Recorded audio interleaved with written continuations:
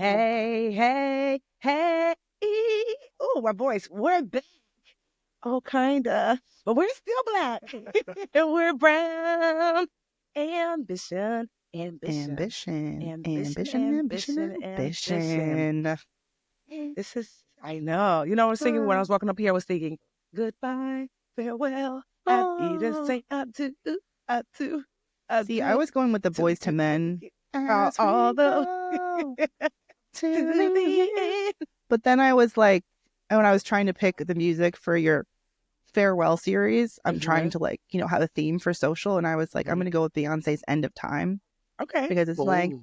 I'll be your friend. There's a lot, there's some sexy stuff, but I was just like trying to just focus on the lyrics that were like, That's like, wait a love you minute. so deeply to Yes. the end of time. Well, But yes, if you guys have not already guessed, this is Mandy's and I officially our last episode together as Brown Ambition. It's not the last episode of Brown Ambition. It's certainly not the last time I'm going to be on, but like the official, like last episode of us as like, I don't know the words. I thought I was going to have them. Well, that's kind of what we're here to do. Yeah. Like the origin of this episode. So we're doing a special 4-part series. I just thought you deserve. It's been 9 years, and I wanted to go out really acknowledging the journey and the growth, not just of us, but each other, you, the podcast in general. And ever since, how many months has it been since you told me that you were not going to be 3 months, that you'd be leaving 4 months? 3 or 4 months? Yeah. Mm-hmm. And the feelings were so big in the beginning. And I think one of the things, and then you had the month of November that was off. Yeah. And there were just some moments where I was unsure of like, for the first time, and because we've been so comfortable with one another and our friendship is so like strong. But for the first time, I was like, should I call her? Should I ask her about this? Does she want to hear about the pot? Does she want to hear from me? Like there was this like hesitation. And then I brought it up in therapy and my therapist was like, what did you like ask her if she has a problem? And I was like, what, you mean talk to her about it? Okay.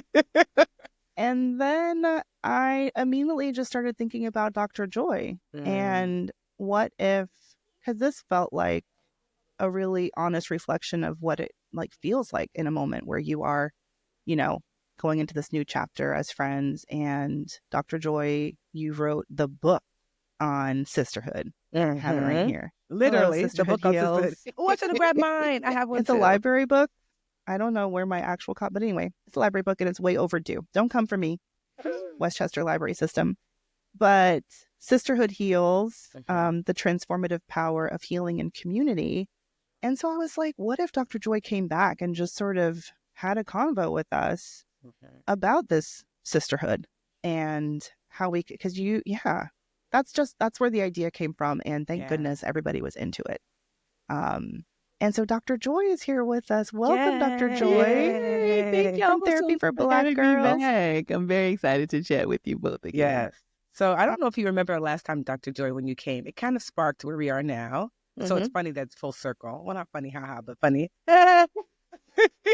Awkward cringe. It's your fault. It's actually your fault. No, Thank you. what happened was... this is actually an intervention from me because I caused the breakup. Yeah, we have some what feedback. happened was I had just come back, or maybe not just, but I don't remember how long after my husband passing away I'd come back.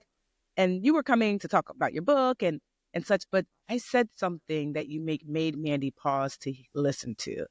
I said something to the effect of like, well, honestly, the only reason why I came back to Brown Ambition, Mandi, is because of you. That like, because of you, your friendship, your love, your care, like Mandi was such an amazing friend during my, I'm never going to stop grieving, but during like the peak, we used to talk all the time for hours and hours and hours. And she sent me books that I read. And I just said, if there was, if you weren't here, I wouldn't have come back because, I love our Brown Ambition listeners, but it was Mandi, because I think Mandi had told herself that in order for me to be here, she had to perform, oh, I've got to do, like, if I don't do the production, if I don't do this, Tiffany's only here for like what I bring to the table as far as output. And I was just like, she had not realized that, like, no, I'm here because I tell my people, I love you because I love you. Like, and she had not I didn't know that she didn't know. And Mandi did not know how I felt. And I was expressing it casually, but you made me stop and you said, Mandi, did you hear what she said? Did you hear what she said? And it was like, wait, what? And that was the first time, like, where I really started to think, like, wait, I'm here for Mandi? So do I think that I won't be friends with Mandi if I'm not here? So then it started to kind of like unravel for me, like, well, why am I here? Why am I doing Brown Ambition? Like, can I still have my friendship with Mandi without Brown Ambition? If that's the thing that brought me back, is that what I'm afraid of? Like, maybe Mandi has her own fears, but maybe my fear was that if I don't do Brown Ambition, I won't have my friend. So it opened up kind of like just this different way of thinking. And so now here we are full circle, because I really started to dive deep into that. And I realized that, I did stay for Mandi, but now I'm leaving for me, and that's okay. So it's fine. Whatever. It's fine. So Dr. We would love for you to walk us through, like, what is it like? So we're not breaking up as sisters, as friends, right? But this is a breakup of sorts. And so not just for us, but for those listening, well, one, what is I don't want to say the best way, but I guess the best way to navigate those things and those feelings. Like Mandi and I had to have like a legal conversation the other day, and it was so awkward. And then also too, what to expect on the back end, like and how to manage whatever those feelings and thoughts and things that come up. Yeah, so we will jump into all of that. But first, I want to do some grounding here, because I had not gone back and listened to our first conversation, but I did listen to the conversation you all had when you announced to the audience that Tiffany was leaving. And so one, I think that y'all have just beautifully modeled like what this looks like, to have this very difficult public kind of separation in some ways, like you all have talked about it. And so just kudos to y'all for doing that. And like having these really, really hard conversations. And I took some notes in listening to that episode. And I love that you have brought this idea up again, Tiffany, like I stayed because of you, but I'm leaving because of me. Yeah. Right. And so I think that was such a powerful statement. And I think it really taps into like, what stories are we telling ourselves about the people we are in relationship with? Right. So this idea of like, oh, Mandi is doing all these things so that Tiffany can show up. And then Tiffany, it sounds like your story was, I have to do this thing because this is how I maintain my friendship with Mandi, which I think you both have realized it was not the truth. But that doesn't mean that the story doesn't play out in our heads. And so I'm really glad that y'all are continuing to have these conversations, because it is really difficult. And I think the lead time, I think, is also important, right? So it wasn't like y'all just came on December 1st and said, hey, by the way, this is Tiffany's last, couple of episodes. Like, you have given each other and your audience 3 months to kind of process what it looks like to say goodbye. And Mandi, because we talked before on our previous session, I knew that you didn't love like the touchy feely, like let's go deep into our feelings, but you have sat with it, right? And so even on that conversation that you all shared, like you were like, okay, I guess we got to get into it. I did not want to do that as quick. It felt so quick. I know. Like it really did. You did, but you did it, and it clearly felt very uncomfortable for you.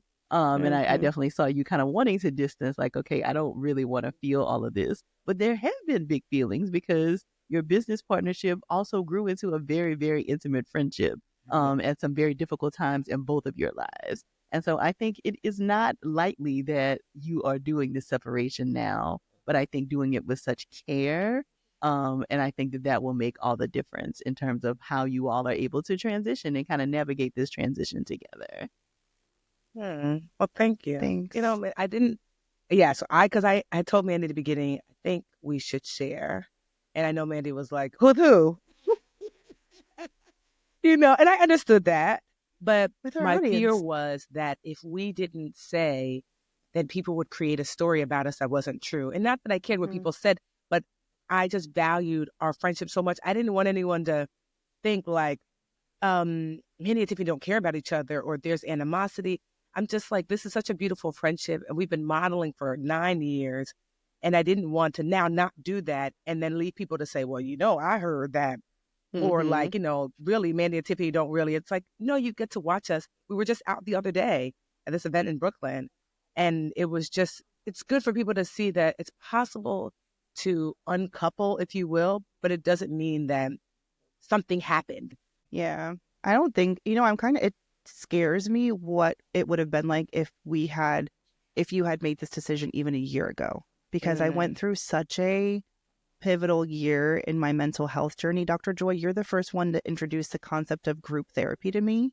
And I started a group therapy practice earlier this year for with DBT skills. And I changed my therapist. I really did some difficult, like, I understand drug and alcohol addiction now. Like, these feelings suck.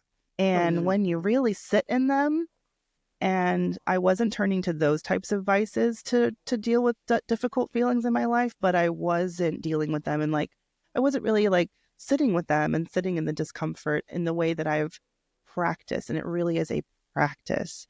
And so I'm really grateful that the timing worked out the way it did, Tiffany, because like, I know so much more about the way that I respond to things, and with my insecure attachment style, which really, you know, it really came up for me the year before when I had that big friendship breakup, and I had to come on the other side of that. So Tiff, when you came to me, there was a story I would have told myself, which would have been, this is just another friend who decided I'm not enough and I'm alone and all this. But I didn't, because I understood that narrative, even though that maybe I felt it, or I'm not going to say that I didn't cross my mind, but I was able to like talk back to it in a way that was so helpful in me, like learning how to cope.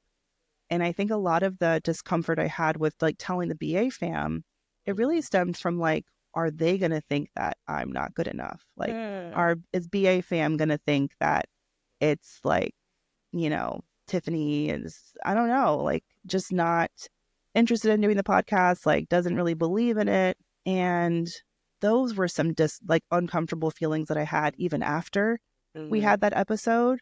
I would wonder, I'd find myself wondering, like, does she have another podcast? Is it like someone else? Like, is it another woman? Kind of thing. And is she just not telling me? And I would have these like, and that's not a kind thought to have about Tiffany. That's not your character at all.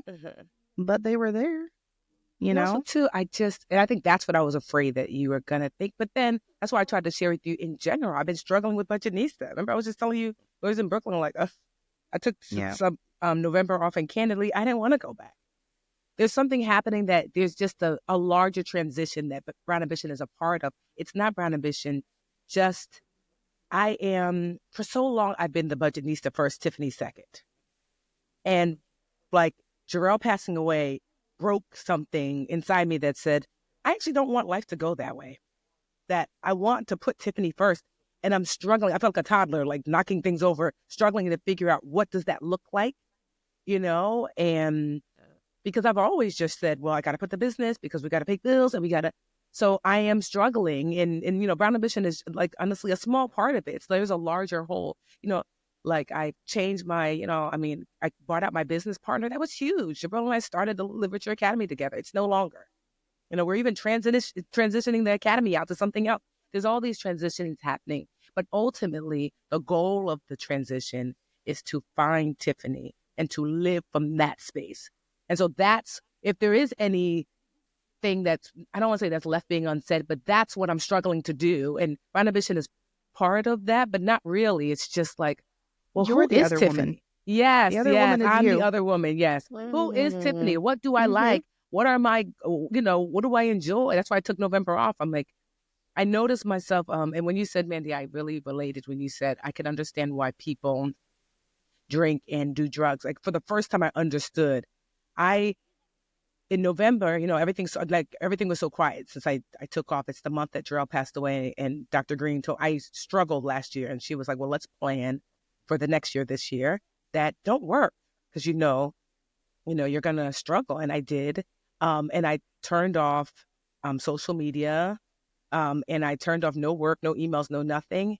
And I couldn't manage the silence. I mean, I must have been listening to a podcast morning, noon, and night, in the shower, going to bed, waking up. And I was asking Dr. Green, I can't turn the noise off. And she's like, well, what are you afraid of in the silence? And that is what I'm trying to get to, because I still have not turned the noise off totally. So I am turning off the noise in areas of my life to get to, like, Tiffany, what is it who do you want to be? You can't do it with all the stuff that you put on your plate. It's Brown Ambition, it's Budgetnista, it's this. It's like, those are fillers for not living life, because you're struggling. And so, anyway, so I don't, it's not that I want to leave Brown Ambition, I just want to be okay. And I'm not okay. Yeah. Trying to figure out what that looks like. Like, I knew my life before. It's like, I'm married to this amazing man. I've got this great business. I felt like I was so clear. And now I'm just like, I feel like I've fallen into this black hole and there's no end to it. I'm just flailing, And so I'm trying to figure out how do I find it? I don't even know what I'm looking for. I'm just having a hard time. So I'm thank you for the grace that you've given me with Brown Ambition, because I know that like how important it is. And that's why I hung out for so long, because I haven't been okay. But it just was like, oh man, I can't leave Mandi. And, like, that's what I just kept thinking. I can't leave Mandi. And I'm just like, but then I just reached a point where I was like, I can't anymore, Like I can't anymore. And so I'm still trying to figure it out. I mean, therapy helps a lot, obviously. But I understand now, because to me, the noise was like, oh, if I was a drinker, I'd be drinking. If I did alcohol, like if I did drugs, I'd be doing drugs, like that, because I was constantly with the noise. And I'm like, oh, this is your coping mechanism to not have to sit in silence, because I don't know what's going to come up. And I still have it, because I'm still really afraid about what's going to come up. But I know I have to create that silence, by creating space. And so I'm forcing myself to do so by making these hard choices. Thank you for that, Tiffany. Yeah. Dr. Joy. For me, it's so much. Oh, go ahead, Mandi. No, I was gonna ask about what, if you have any advice for someone who's like Tiffany and I have been like that multiple times, where you are afraid to sit down and think the thoughts or like get them out. Yeah. I have journaled and that has helped, but what for you have you seen help? Yeah, I think both of those things, right? And I think, when you're thinking about like a grief experience like you've experienced, Tiffany, right? I don't think anybody would be surprised or blame you if you just completely fell off the face of the earth to take care of yourself right now, right? Like, and your support system will still be there to take care of you. And so I think so many of us, especially as Black women, as women of color, like work is the thing we throw ourselves into because it is socially acceptable, right? Like, you don't get penalized for being a workaholic in the same ways that you might, somebody who was using substances. And so for many of us, it is a very healthy in presentation vice to throw ourselves into, but you can see that internally you are falling apart. And so even though it is, on the outside, it looks okay, it is not okay inside, right? And so I think being clear with ourselves and having the support of a mental health professional like both of you have talked about, and being okay to kind of be in silence with them and allowing them to kind of guide you through the silence and to know that you're not alone, right? Like, I think that is what makes the difference, is knowing that whatever this scary thing is that you are so afraid of, somebody will be there with you to kind of help you pick up the pieces, and you don't have to face this thing alone. And so journaling helps, talking to a therapist helps. I think really just getting more comfortable with silence, right? So eventually turning off one of the podcasts, right? So maybe there's still a morning and an evening podcast, but maybe at lunchtime you get a little bit more comfortable with silence, right? I think all of those things are really helpful when we think about, okay, what is this thing I'm avoiding? And we have been taught to avoid our feelings, right? Like, feelings aren't typically productive. And, if they are very big feelings, it makes it so that you might not be able to go to work, or you can't be super present with your family. And so it is normal, I think, to kind of push that away, but it isn't really healthy for us, because feelings are meant to be expressed and to be felt. What are some questions that you think are good to ask yourself to get, because I don't know, Tiff, like for me, sometimes it's like, what's the matter? I don't know. Like what, but then I'll sit down and just start asking myself questions. But Dr. Joy, are there any specific ones that you think can help? If you're just someone who's feeling like something's not right, but I'm not sure what. So one thing I think can help is to have a more regular journaling practice, because then journaling really helps you to track patterns. So one of the questions I would ask is like, when have I found myself feeling this way before? Right. And so like Tiffany mentioned, like she knows November is going to be difficult for her. Like typically it's a difficult time. And so in November, what kinds of things do you need to do to take extra good care of yourself? Is there something that has happened? And sometimes there isn't, but sometimes there is some feeling, right? Like maybe some exchange at work or a difficult family situation we're dealing with. Like if we can clear all of the noise and like get down to it, sometimes we can pinpoint it. But the other thing is that sometimes there isn't, right? And I think that that's difficult for people because the uncertainty and the ambiguity, because if you know what it is, then you can kind of fix it. Don't say the A word. I can't stand ambiguity. My God. My therapist keeps throwing it around. I'm like, doctor, stop it. I hate that word.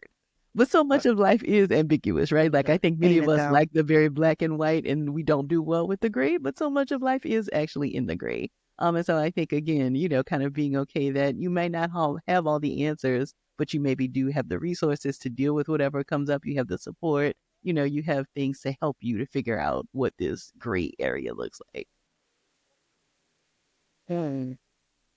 Okay. And then how can we lean into it? Like, I struggle with, when you're the person everybody goes to like, you got it, can you help me? And so I'm better at, I used to be, but like leaning in and asking for help from your people, like what does that look like? How can we be better at doing that? Well, I think that is what you did here, right? By saying, you know what, I just don't have it anymore, right? And I love you and I still want to have our friendship, but I just don't think I can show up in this way anymore. But I also think it is about your circle kind of knowing who you are and knowing to just step in, right? So it sounds like Mandi was very obvious. It was obvious that she needed to kind of just swoop in, right after Jarrell's passing and kind of be there with you, offering you support, offering you resources. So I think also being intentional about paying attention to our friends to know if there's somebody who's not likely to ask for help. But I also think you practicing, right? Like in small ways, like, hey, can you, pick up a dinner for me? Or can you bring me to the mechanic? I need to bring my car to the shop. Whatever the small things are so that you get more comfortable with the asking, that then opens up opportunities for you to make the bigger ask. Yeah. Can you just come? I'm just going to come over and just sit on the couch. Can you just come sit with me? That's what I love. Just come watch me fold laundry. That's my love language. Right. Tiff, there was something that you said that that when you told me the news, and something that I've really been thinking about since then, because I felt the opposite, and I know how damaging and difficult that can be. But when you told me that you wanted to leave, you said that my response was really helpful to you, because I said, I'm okay. I want to talk more, but of course, love you and want you to be happy. I'm just so sad. It's okay. Yes. And so it was perfect. It was a perfect balance between the support I needed, of which is, I love you because I love you, but also acknowledging that like, this is a lot and I'm sad, but that's okay too. Like these things can exist in concert together. So it was just. So that's the key.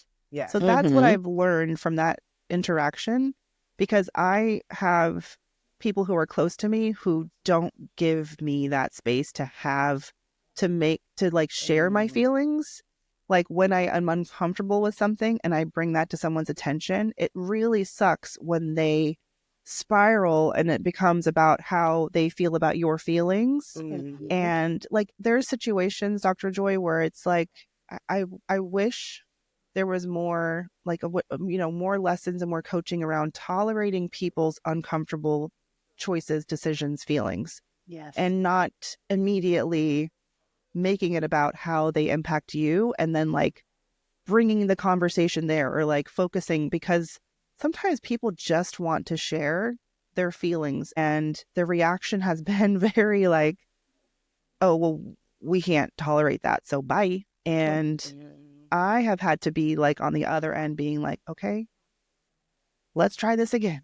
I don't want to be dishonest about the way that I'm feeling, but I'm so proud that I think with Tiffany and I, like, we have a space where I can tell you that I was jealous you had another podcast on the back burner, and like, you're not going to be like, why would you think that? No. It's more like, oh, okay, you can tolerate that I had that uncomfortable thought, and like, just recognize it was just a thought on my end, and that to me is really, really powerful and so rare. Do you agree? Yeah, you are spot on, right? Like these difficult conversations in friendship. And I think, again, we get a little bit more comfortable having them in romantic situations, but because we don't place the same like credence on friendships, we don't think we need to do all this mushy, touchy-feely, like awkward conversation, but it absolutely needs to happen. And I think the way that both of you approach this situation, this conversation, also is an indication of like how much work you've also done in therapy. Yeah. Because Mandi, you talk about like this insecure attachment, and I could see a less maybe healed, therapized version of you that would have made this all about you, right? That like you would have taken it so personally that she was leaving and would have, but outwardly would have made it okay, right? Like, oh, it's okay, I understand, but what you did was acknowledge Tiffany's feelings, but also acknowledge that this was difficult for you too, right? And so I think that is how we want to approach it. Not that your feelings are more important than mine, but that our feelings can coexist. And this is a messy, hard situation for both of us. And like, it's okay for us to feel like to navigate and feel it out together, which is what I think y'all have done. And it's funny because I think I thought about that. I was like, wow, look at therapy. Because the less therapized version of Mandi, yes, probably would have taken it more personally, but the less therapized version of me would not have said it. Because my issue is, I don't set boundaries. Like, I don't, like, I worked so hard to crack that code because Mandi knows I'll just eat it, until like I explode. I think Dr. Green was like, is it like the dragon, there's like the 3 triangles. Like I will keep things in until they're unkeepable. And then 20 years later, I'm like, I burned it all down. Yes. Because when you should have said something early on. But I didn't know how. So that, I thought to myself, wow, that this is an example of like, because you're right, of therapy, because I can set the boundary where I said, this is a safe space to tell this person that you care so much about. You can tell her, because honestly, Mandi, when I was proud about myself, I wasn't holding it for years and years and years. When I told you, it probably was maybe like a week when I really was like, wait a minute, this is really strong, before I reached out to you and told you. So I didn't hold it in. So I thought, wow, therapy, we couldn't have had this conversation, you and I, a year or two ago without all the, without all this harm, because of the work that had to be done externally. Dr. Joy, what about people who are approaching a difficult, similar conversation with a friend or with a partner, but they're not as healed as Tiff and I have worked so hard to be? So I think that this is where grace comes in, right? So I would still encourage you to have the tough conversation. And I think we talk about it as one conversation, but clearly this has been multiple conversations for y'all, right? So there was the first time that Tiffany shared, but y'all have had multiple conversations since then. And I think that is important for people to know that there may be one conversation that has to start a larger dialogue, but don't think about like having to get it all right in that first conversation, right? So it may be very short, like you said, right? Like, okay, we can kind of quickly talk about this, but I have more feelings I need to sit with for myself before we talk again, right? And so allowing yourself the time for both of you to kind of process what's been said, what needs to happen, and to know that you're not going to handle it perfectly, because emotions and feelings and humans are not robots. And so we're not going to do it perfectly, right? But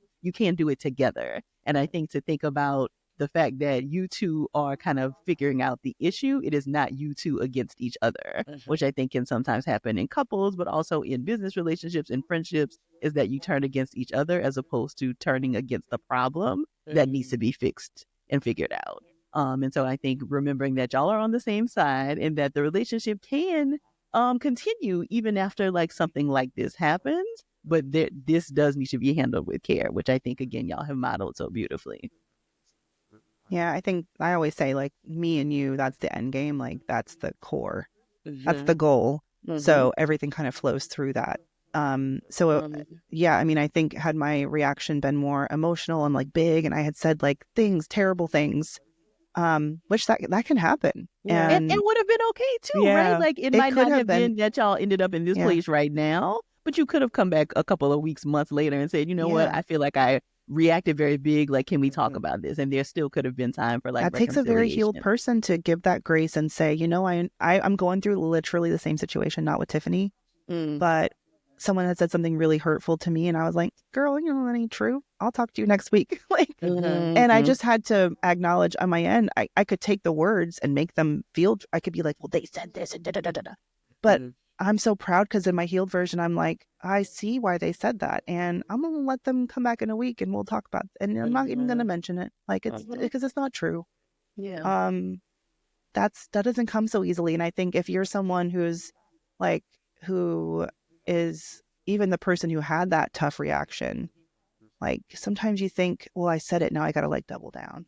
Yeah, because I'm afraid to go back, right? Like I say this thing that is uncomebackable, right? Like I can't come back from this, but most times we can, right? Like it's okay to kind of give each other multiple chances to kind of get it right, especially when you have invested in somebody and it is somebody that you care about. It's okay to kind of come back from a mistake. That's possible. Yeah. I think Mandi, between the two of us, we just created it over these years, a safe space to show up honestly but imperfectly. Yeah. You know? Because I know An at first I was imperfect like, part, oh, though. you know me, I'm an external processor. I was like, I think we should share. I think we should tell the audience ahead of time. And Mandi was like, I don't want to. And I was like, okay. Then I thought, well, this is really hard for Mandi. So remember I told you, I said, we'll just follow your lead. Because I thought Brown Ambition is going to be yours alone. And so I don't want to push what I think how it should go. That's only going to last a few weeks or a month. You know what I mean? Because of course I was like, oh, I want this and I want this. And I said, yeah, but at the end, this is going to be Mandi's baby. So Tiffany, you have to take a step back and follow what's going to make her feel comfortable, like rolling out. Certainly you can share, but if you decided not to do this kind of, what we've done, then I would have been like, okay, I wanted to follow your lead. So I'm glad that, you come to this space, like more than a happy medium of like, okay, let's share. But if you didn't, that would have been okay too, because you're allowed, because, at first I was like, no, but this is what I'm like, Tiffany, yeah, cute for you because you get, you've been processing. Mandi's just now, like these feelings, whether you've known it, have been bubbling inside. So you've had all this time to navigate. Mandi has this short window.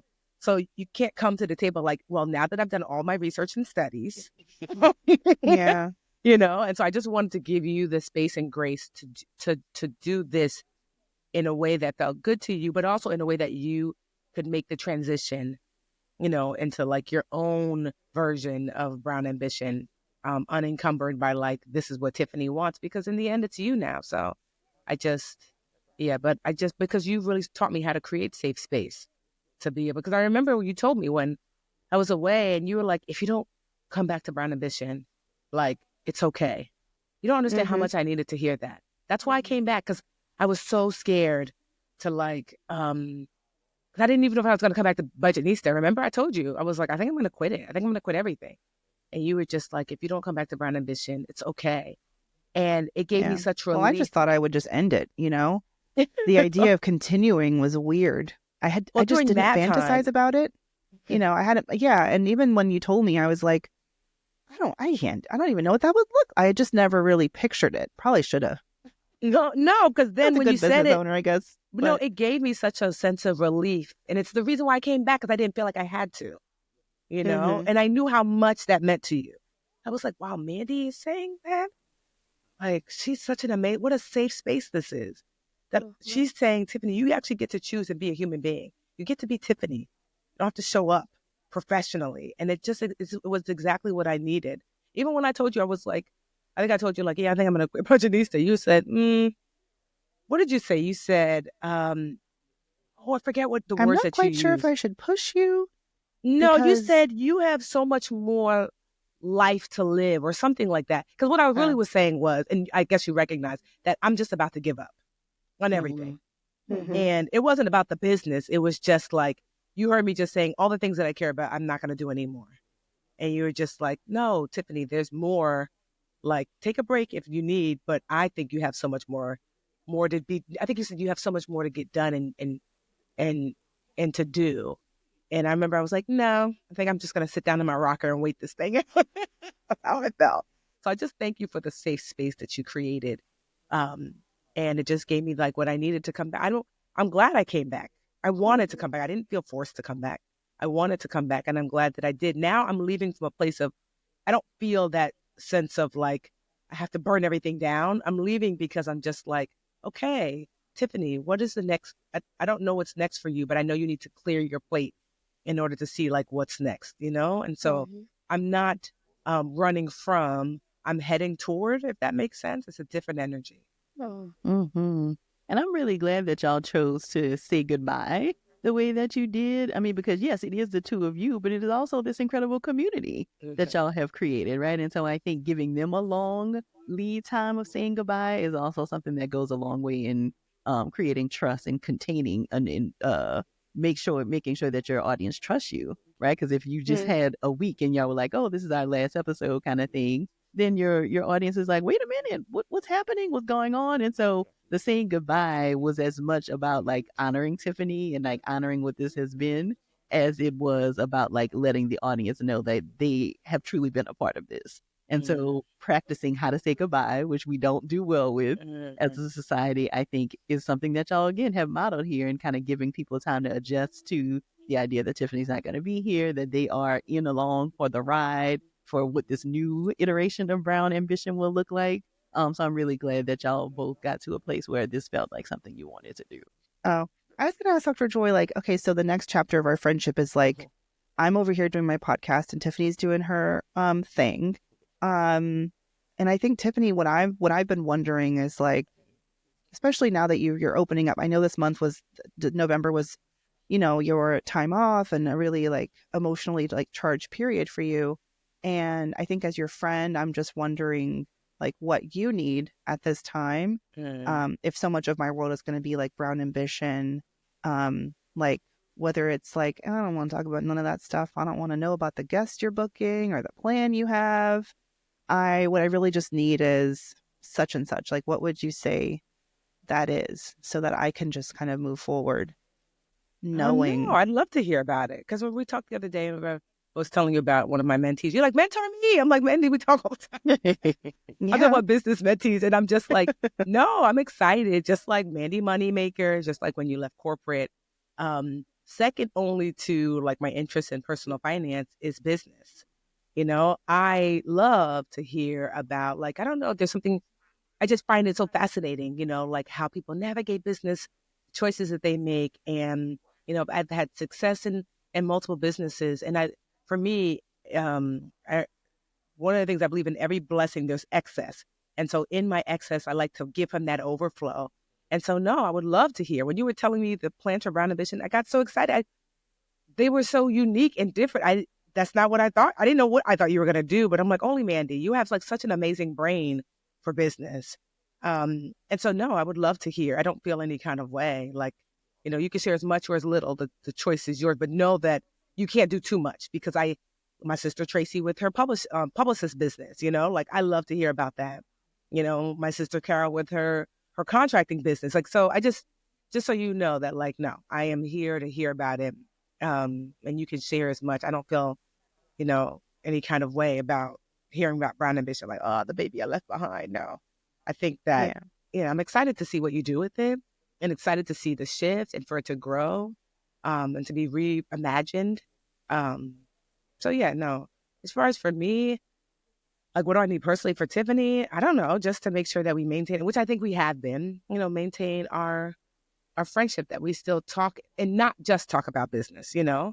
But like, just like, what are you doing? I don't know. You want to come here? You want to, like how we've been, that like beyond business, just talking as two girlfriends like we've done. So that, and I think I could use more of that. I think that's what I want. That's what I want. Yeah, I was going to ask you that. I was just thinking, like, I think that's really it. It's like, keep me in the loop if you want to. Like get to know the boys, and I want you to like be more part of. Remy was so freaking cute when I saw. You finally met the baby. My that God. took way too long. I know, he was just a dog. I was like, oh my God, Mandi, this boy is kidnappable. He was just like, hey y'all, take me with you. Really is kidnappable. Don't try to go for Rio, but the baby, he will come. Because then he's like, can you hold him while I go to the restroom? I was like, is he going to allow that? He was like, I don't know that lady. Anyway, hey, new mom. I'm like, wait. Okay, yes, okay, get to know the boys better. What else would you want? Just like, I don't know. I'm kind of looking forward to just like catching up about like stuff that's not businessy, and just like chatting about the personal stuff. And I just think more of those casual. I love when we used to like, you'd be going on your morning walks and we just kind of like catch up. So much of it was like business related, but now I'm kind of like, oh, we can just chat about like your boyfriend, my life in suburban, on just like whatever, family drama, stuff like that. And I this think would I be an might. interesting period, I think, of you all getting to know each other Yeah. in different ways again, which I think is really cool. Yeah. What are some like pitfalls people can make after a partnership ending like this, Dr. Joy? I think not regularly checking in with one another or making assumptions like you just did, Mandi, like asking like, hey, do you want to hear about the business? Do you not? So checking in with one another about like what the new boundaries feel like and making that an ongoing process, because what she feels right now may not be what is okay in a year. And so like knowing that you'll kind of constantly renegotiate the boundaries around certain things. Although I don't see this ever being like, oh, I never want to hear about brown ambition again. Like it very much feels like, you can share how much you want or however little you want. So I think that is one of the pitfalls. And I think the other thing is just like not being intentional about keeping the relationship tight, right? Because you were naturally coming together to record the podcast, to do business stuff. And so it could be really easy now to kind of fall off the calendar. But maybe you have that same time where you would have been recording. Now y'all schedule that as like a walk or like a time to catch up with one another or a time to go do something. Don't let it like just fall off the calendar because it's not work anymore. Right. I like that. Monday at 1? See ya. I think morning walks are good, actually. Like, I just have it because it's so Yeah. cold, so you haven't really missed it because it's just I haven't been walking. Yeah. I was curious to hear how the legal conversation, so that was something that y'all mentioned. Yeah. And Oh, not, yeah. you don't want to share too many details, but it did sound like, oh, is this going to be a tension kind of thing? Like, how are they going to navigate that conversation? Well, honestly, I called a friend of mine who also, her and her best friend had a podcast, and they're still friends, but she was like, oh, I can't do the podcast anymore, but I still want to be your friend. And so I asked her how did that go? She said it was tricky and, there was some contention. But I asked her about the legal aspect and she said, well, like if it's not contentious, it might be wise to get an attorney to represent Brown Ambition, not us individually. And so just to draw up something simple. And she said, but decide ahead of time what you're wanting or not wanting. And so I did. I was like, oh, I just, this is not, I don't need to be bought out. I just want to give my ownership to Brown Ambition, to Mandi, the trademark, to Mandi. So she said, well, those things will make it easier. And so the attorney, the contract is really short. It's like, what is it, like 3 pages? But what I liked is that it was so vague. She was like, no, y'all have to fill in. Like what, we're not battling. That's so Mandi and hard. Yeah, because it was this kind of like, because then you start going down a rabbit hole for something, for example, of like, how long will old episodes with me be on it still be a part of Brown Ambition? So we came up with a scenario like, well, what if 2 years from now, Mandi, somebody comes and says, I want to buy Brown Ambition for you for $10 million. You're like, that's my baby, but she for sale. Then what happens? So we had to talk through would I, certainly not 50-50, but would there be something there for me? And also too, like one of my number one concern, and maybe Mandi, you can share yours, that the contract helped us to unearth, is that I don't want anyone to own my name, use, and likeness and voice. Like that, I trust Mandi not to have me selling Colt 45, but I said, but Mandi, what if you're not here? So if you were to sell it or something happened to you and you're physically just not here, then I want to make sure that I have an easy way to revoke my name, use, and likeness and voice, And so that was my number one thing, that it was like, Mandi, just have it all. I will sign it over to you. But if you're not here, what happens to like those episodes? Because people will put ads on them that say, something that I might not agree with. And so that's what we kind of worked out. And Mandi, what was your number one? I remember you told me your number one, like kind of legal. What was it? I don't really have. I mean, that's the thing. I mean, with the legal stuff, it's just,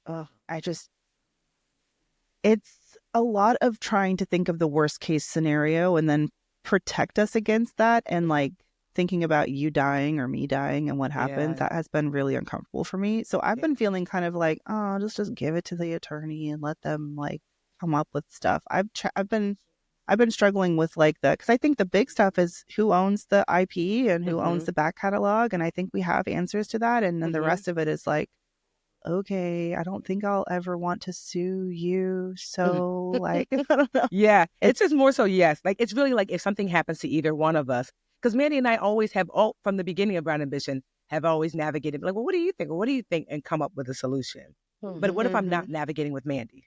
And what if she's not navigating with me? So that is what, Right. you know, I remember an attorney friend of mine told me like the best piece of advice when it comes to a contract. He said, this is why you should have contracts even with friends. He said, you can do whatever you want. The contract is there for when you can't agree.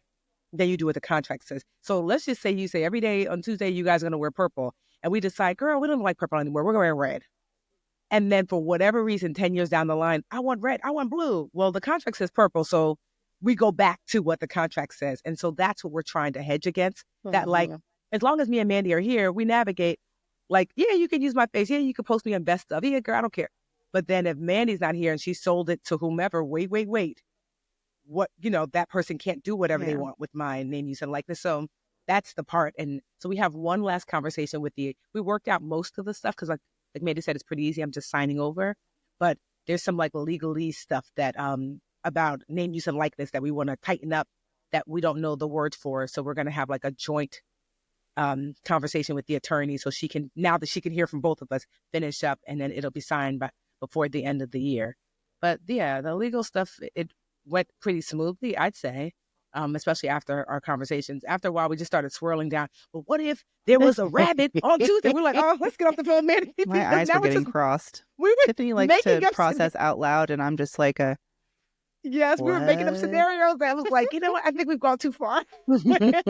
So, but I'm glad for it. I'm glad that, you know, because it is important that if you are in a professional relationship, that you have to have a contract in place.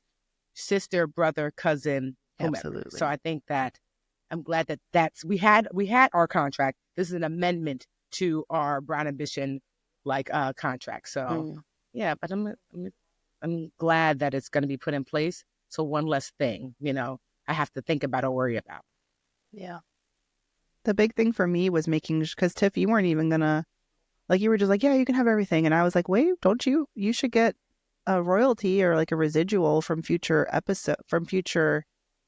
revenue for a certain period of time, just because like it felt really wrong to me, or it felt a little bit too generous to me, that then you wouldn't, you know, leave with some sort of like cut of the revenue moving forward, because it is 9 years of body of work, you know, and we do make money on the back catalog. So that part is a bit more ambiguous. It takes more than just us to figure out, like on the math side, how that would happen. But that was something that you weren't originally going to ask for. No, because I think at first I felt like that's my punishment for not staying. That's what I was kind of telling myself, like, I don't just leave everything. Punishment. And then you said that, I was like, true. But no, but to me, I'm like, no. The trademark, the business itself, signing that over, I'm fine. But I didn't want to ask for that because I just kind of felt like, well, you're the one leaving. It's like, you know, you're breaking up with your partner and you're like, well, I'm going to leave my couch because I'm the one leaving. So you're not deserving, if you will, of taking anything with you. And so I'm glad that you said that, because you're right. Not even for the money, but just for the, you know, like, okay, this is the right thing to do. And so, you know, so that was something, that came up legally too. We haven't figured out what that number is, but to Mandi's point, like, this is what attorneys are for. And certainly, you know, leaning into the help of your like podcasting partner, like how do you calculate whatever that looks like? So yeah, but yeah, the legal part certainly was not as hard as the emotional part. So I'll just say that. Yeah. Which is probably flipped for a lot of people. Yeah. Because they probably go straight to the legal. But again, it just comes back to, I almost want to put something in the contract that just says, if such and such happens, we agree to have a 1-hour phone call about it and talk about it. I like that in good faith line. In good faith, we'll talk about it. Like, because I think that's just you and I are just two reasonable people who care about each other. At the end of the day, right? Yeah. So is there anything that you all feel is left unsaid that you feel like you want to say to one another? You know what I like that we do now, Mandi? We never used to do this before. When we hang up the phone, we tell each other that we love each other. And so it's not left unsaid, but it's good for the audience to hear, I think, too, that like, I really love you, Mandi, for real. I love you because I love you. I love you too. Yeah. Don't let me start crying again because, girl. Yeah. Gonna miss you. And I, Dr. Joy, thank you for being here to like sort of witness this like final convo. I mean, as podcast co-host, but I'm just really proud of us. And I hope that if you were listening, I just keep thinking about BA fam, and I'm like, I know that a lot of people don't have a relationship like this with someone that they want to have it with. Like maybe you do have a Tiffany, but it's not your sister or your cousin, or it's someone that you really would like to have a healthier relationship with. And I hope that we left you guys with at least some things to think about, you know, even how to change your the way that you're feeling about those relationships, and that there's hope, even if they are fraught now, that you can get to a place where you can give each other more grace. And yeah, I'm definitely applying some of the principles of our communication strategy with people in my life to varying levels of success. But yeah, I love you, Tiff. And thank you for going on this ride with me. Oh, thank you. Thank you, BA fam. You know, I love you too. As much as I can from far away. And thank you so much, Dr. Joy. Thank you for like planting the seed of like, it's okay for you to be okay and choose yourself, and then helping us close this chapter. So we really appreciate you. No, what an honor to be here with you all. Thank y'all so much. Thank you. Now, BA fam, you know, go get this book, Sisterhood Heals. Because you see, she done healed from Dr. Joy Harden Bradford, The Transformative Power of Healing in Community. And yeah, you've really changed my life, Dr. Joy, just from the couple of times we talked. So yeah, what you're doing with the TBG, TBG community is just incredible. So it's an honor to always have you on the show. Hope you'll come back again. Yeah, where can they find you, Dr. Joy? Anytime. You can find me at Hello Dr. Joy all across social media. And my website is hellodrjoy.com. And you can find all of the Therapy for Black Girls information at therapyforblackgirls.com. Oh, yeah. Is that it? That's it.